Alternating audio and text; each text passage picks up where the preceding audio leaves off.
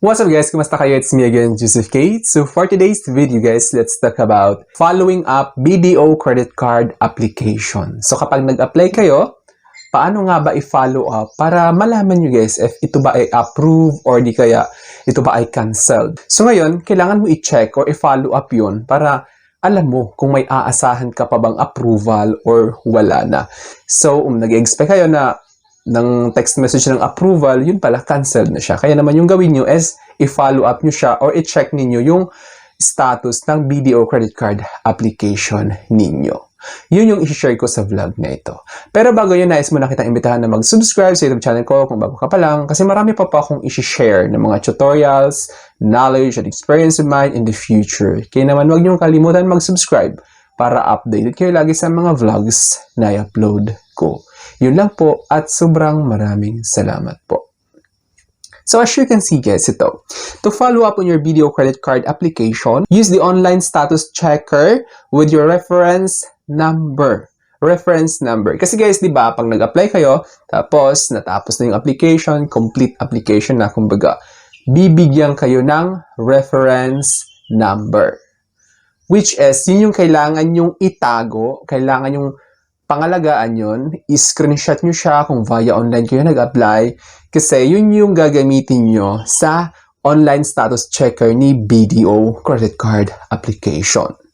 Pwede din naman, tumawag kayo sa hotline at 632-8888-0000 or check for updates via SMS or email as you'll receive alerts once it's dispatched or processed.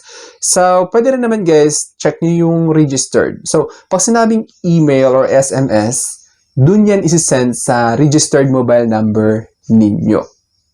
Di ba nung nag-apply kayo, tapos naglagay kayo ng contact infos, yung mobile number at saka email. So, kailangan guys, active yun. Kasi doon ipapadala yung notifications kung ito ba ay approve or rejected.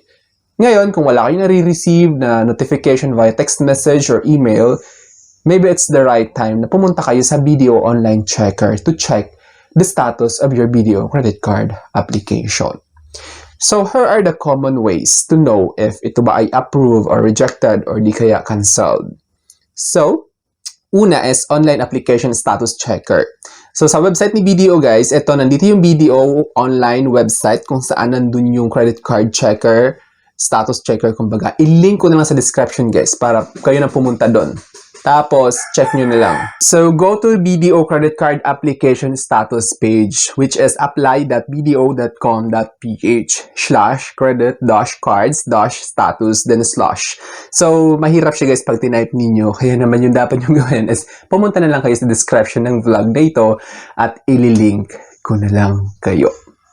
Tapos, enter the reference number sent to your email after you applied.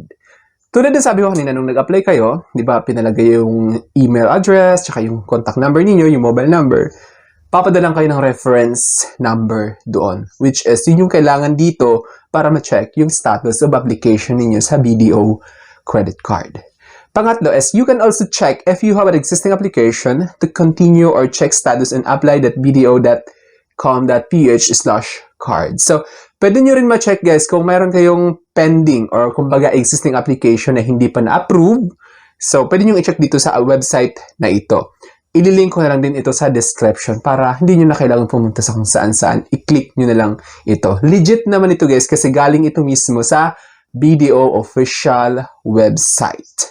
Then, pangalawang hakbang para malaman yung status ng application ninyo sa BDO credit card application is to contact BDO Contact Center. So, all you have to do is, una, call their hotline at +632-8888-0000. PLDT and Globe lines, 8888-0000. Same lang yun lahat, guys. Tapos, pangalawa is, this is the direct way to inquire about your application status. Para matapos na ang lahat, hindi nyo na kailangan pumunta sa website to check about kung halimbawa na wala yung application status, kumbaga yung reference number. So much better, natawagan nyo na lang yung BDO Contact Center to inquire about the status of your BDO credit card application. Ganun guys. Tapos tatanong nila doon, of course, may verification yon. Tatanong yung birthday, tsaka yung mobile number. Kailangan alam nyo rin yun. Tapos, marami silang, hindi naman marami. Siguro isa-dalawang verification. Kailangan masagot nyo ng tama yun. Kasi kapag nagmali kayo sa sagot, yun lang, medyo magkakaroon kayo ng further verification pa. Kaya naman, before kayo tumawag sa hotline ni BDO Contact Center, kailangan at i-provide nyo muna yung birthday, tsaka yung contact number. Kasi pag nasagot nyo agad yun, mabilis na lang. Then, pangatlong steps para malaman yung status of application nyo sa BDO credit card application is via SMS or email updates. BDO sends SMS or email notification regarding your application status, and when the card is out for delivery, keep an eye on your inbox and messages. So ngayon guys, tulad ng sabi ko kanina, again, nung kapag nag-apply kayo sa BDO credit card, make sure na yung ilalagay yung contact number doon, yung mobile number at saka yung email is active or na-access ninyo. Kasi doon lahat ipapadala yung notifications kung ito ba ay rejected or approved. Tapos, yun, kung wala kayong na-receive na ganon, it's a good way na pumunta kayo sa online checker status of application nyo sa BDO website. Ngayon, kung nakalimutan nyo yung reference number, much better to contact BDO Contact Center na lang to 8888-000. Ganon yung best way, guys. Then, pang-apat is Facebook page. BDO Unibanks official Facebook page sometimes post updates or you can message them for a general guidance. Though they're likely to direct you to the hotline or online checker for a specific status. So, sa Facebook page naman kasi guys, official Facebook page dapat ni BDO. Meron din naman, kaso nga lang, general details din yung pinoprovide nila doon. Parang kung ano yung application, tapos yun nga lang, ililink pa rin kayo sa online checker. So much better, dumiretso na lang kayo sa online checker ni BDO. Then, ito yung tip guys, always use official BDO channels, bdo.com.ph, official applications, and your reference number for the most accurate update. So ito guys, kailangan nyo lang maintindihan na dapat kapag nag-follow up kayo, make sure lang nasa official channels kayo ni BDO pumunta. Para sure yung result. Kasi mamaya, sa ibang kayo nagtanong, so hindi naman yung si BDO talaga, so walang nakakaalam, walang access sa system ni BDO. Tulad ng sabi ko kanina, kung may SMS or email, much better. Malalaman nyo agad kung ito ba ay approved or declined. Kaya naman make sure lang talaga na active yung email address na yon at saka yung mobile number. Tapos pangalawa naman is yung reference number.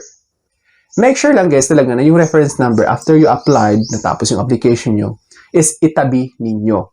What I mean is screenshot, itago nyo yun. Kasi kailangan nyo yun for future references. From the word itself, reference. Mabilis lang yung process guys kapag nandyan lahat ng required details. Tapos, yun nga, kailangan yung tumawag sa BDO Contact Center kung hindi nyo alam kung anong nangyayari.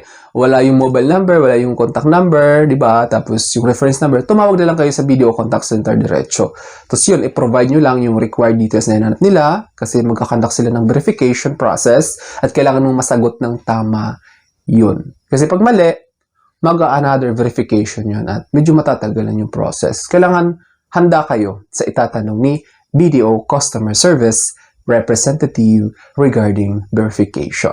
So I think that's all for now. So sana may na-share ako. Don't forget to subscribe for more videos. It's me again, Joseph Kate, that says we don't have cash because we go for cashless transactions. Bye-bye!